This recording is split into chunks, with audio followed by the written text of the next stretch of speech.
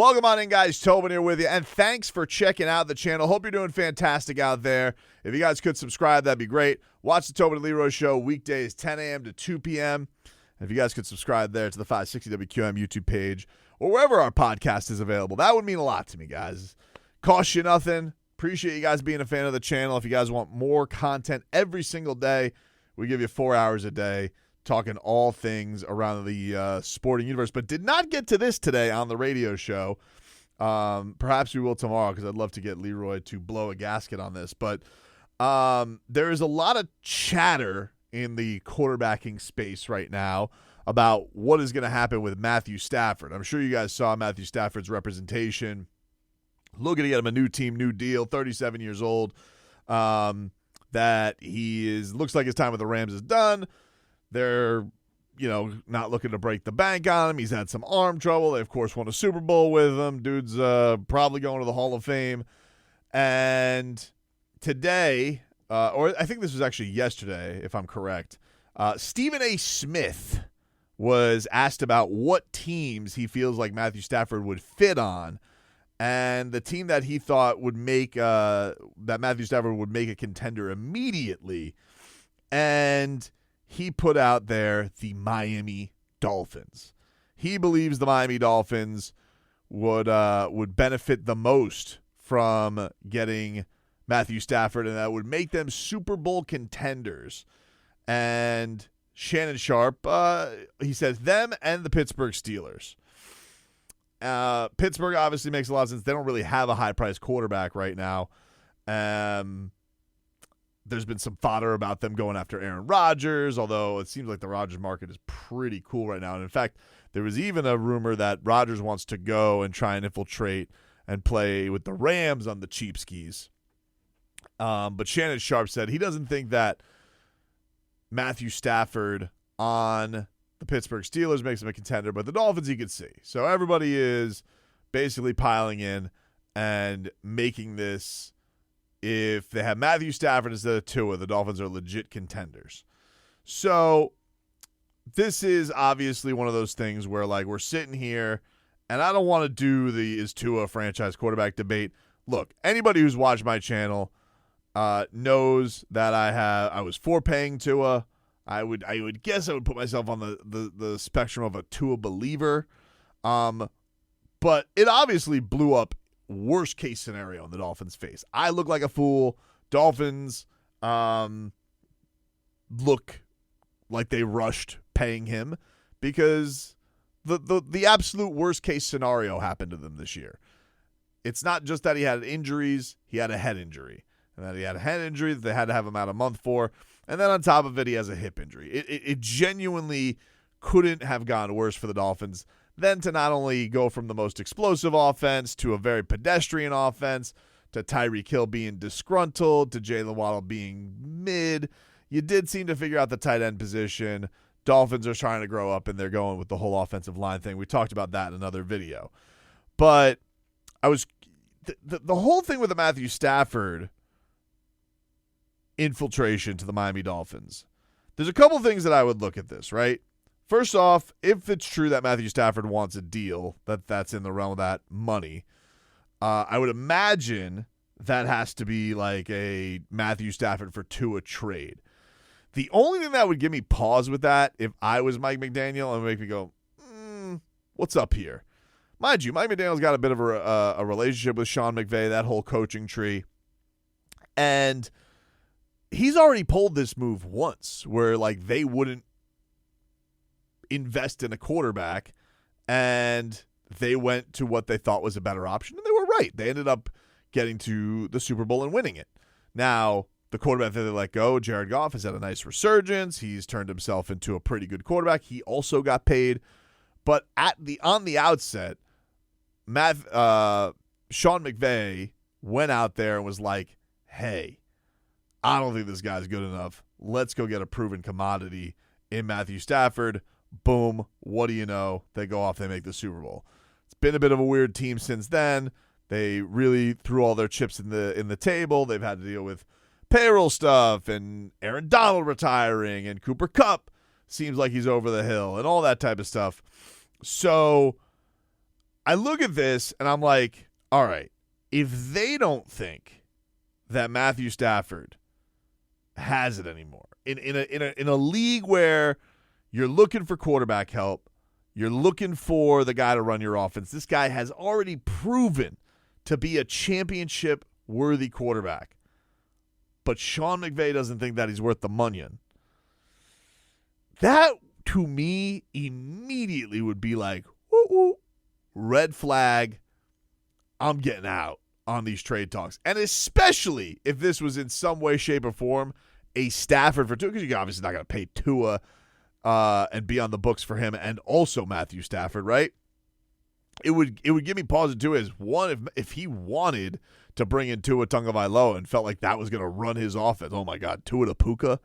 That would scare me immediately. And then the idea that I'm getting saddled with a guy who is he's not ancient, but he's not young and has played for a very, very long time. You would just have to have questions about it. Would it make the Dolphins better? Here's the thing that you're buying yourself. Even at his age, where Matthew Stafford's coming out there, it gives you more of a sense of security because Matthew Stafford genuinely doesn't miss games. Outside of having the Tommy John elbow thing, whatever he had a couple of years ago, he, for the most part, has been a very, very durable quarterback. But he is old. He is getting up there. He didn't light the world on fire last year. And part of me is just like, you do that move if you feel like you're truly like one step away, right?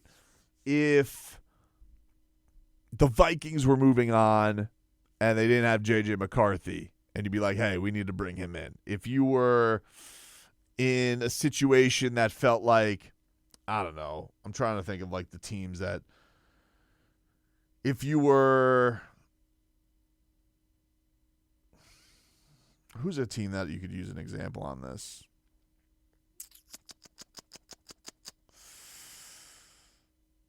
I don't know. If Denver didn't believe in Bo Nix, if you were Cleveland, Cleveland wants to get out of the Deshaun Watson business, and they didn't believe in any of the quarterbacks drafting, or the Giants, they have quarterbacks. But the Dolphins, the idea that Stephen A. Smith says it would make the Dolphins Super Bowl contenders right away, I don't know. I think that the Dolphins have a lot of work to do. I was wrong. I thought that the Dolphins were close last year, and they weren't. The Dolphins very clearly are in a position where they got work to do. Can it be done quick? I suppose it's possible, but here's the thing that's always missed with the Rams. It's like the Rams didn't just have a sensational offense and great receivers to go with Matthew Stafford and a Triple Crown winner. Man, they had a generational defensive player who had everything fall in line with Jalen Ramsey at the peak of his powers. Are the Dolphins defensively anywhere close to that? I know what the numbers looked like last year, but to me, they're still an incomplete package. First of all, they're going to lose Javon Holland. They're going to need new safeties. Now, it may be addition by subtraction because the safeties weren't very impactful last year, especially from a turnover standpoint. The defensive line, are they going to get Calais Campbell back? He was one of their best players.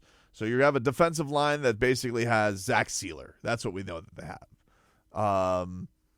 Then, the linebacking core, okay, Jordan Brooks looked like a baller last year. Cornerback, they got rid of Kendall Fuller. Who's stepping up? Storm Duck, Cam Smith. These are all questions that they still have to go out there and figure out. And then on top of it, you have to find some way, shape, or form to stop Josh Allen and beat Josh Allen, which they haven't looked close. The Dolphins weren't even in the same weight class as the Houston Texans this past year. And the Texans were like the lowest rung of the good teams, and the Dolphins didn't look like they belonged on the field with them. Same thing with Green Bay, who was like, Green Bay was on the NFC side, on the lower end of the good teams, didn't look like they belonged on the same field with them. So if you don't look like you belong on the same teams with the fringe contenders, those teams that probably could use a Matthew Stafford if they weren't already set at quarterback, that would bring them up. If you're not even there, does a Stafford really buoy you up to that point? I don't know. I'm skeptical of that. I understand the Dolphin fan who's rats off a ship on Tua and your skepticism. You probably mock me every single day. But I think from my standpoint, this thing, whatever this build is going to be, it feels like it lives or dies with Tua Tagovailoa, unfortunately. If he's healthy, it feels like the Dolphins have at least a chance to have a pretty damn good record. If he's not, all right, then I think it's time to kind of look in a different direction and find probably new people to make that build. I don't think slapping a Matthew Stafford on this does anything to make the Dolphins true contenders. Would it give you comfort because, hey, this is not a guy with head trauma. Hey, this is a prototypical looking quarterback. He can stay on the field. He has shown that he could do it before. He brings instant credibility. Yes, I can see those points. But I still think that even with all of that, there's still a lot of holes on this team to go fill out. And then on top of it, it's not like he's coming cheap. This guy's looking to get some serious dough. This is not a Russell Wilson and Aaron Rodgers who's going to come here for peanuts because another team made a mistake. So all of that stuff is like, it just has to give you pause. I know why the Dolphins are always going to be in this conversation. It's a marquee market. They got star receivers, Tyreek Hill. They think that he's being held back because of Tua's injuries. And there's some legitimacy to that. Like Tyreek Hill has his own issues, and he did some things that weren't professional. But some of his frustrations are warranted, that you were in a position where Tua missed a third of the season and your production cratered because you were stuck here trying to figure out Skylar Thompson, Snoop Huntley, Tim Boyle, whatever poop show that they put out there under center that just couldn't produce for you. And so I look at all that and I'm like, there could be some perspective on, okay, this would make our star receiver happy. But I think if you can read the writing on the wall with the Dolphins, I don't think they're really looking and feeling like a team that is in a mode right now to just make Tyreek Hill happy. It kind of feels to me like a team that's like trying to either rein Tyreek Hill in a little bit and or move on from Tyreek Hill. And I would be, to be honest with you, I would be way more stunned if the Dolphins made a switch at quarterback, especially a home run cut like this, where it'd be like, oh, we're changing everything, than I would be the Dolphins just kind of getting Tyreek Hill to another team and he can, find his joy there and, wherever that may be. I feel like that's a lot more likely than what this case is. And it's not like they were saying, hey, this is a likely thing. They just said which team would become a contender the most. This was his opinion. He thinks that it would be the Dolphins. I'm sure every Tua skeptic in the world would be like, of course, Matthew Stafford. Look at his credentials. They dwarf Tua's. Those are all. Hey, that's a fair thing to say. But I just don't feel like it's as easy as that. And like it or hate it, the Dolphins are in at a place right now where this thing lives or dies with Mike McDaniel and Tua Tagovailoa as a tandem. And I think that they're either going to flourish or they're going to flop, and they'll move on to a new chapter with the franchise. And I think Tua will go elsewhere. But I don't think I don't see Mike McDaniel ever making a move like that. Unless like this went into the season and Tua suffered another head injury or something like that, and then they do something drastic. But for right now, I just can't see that happening.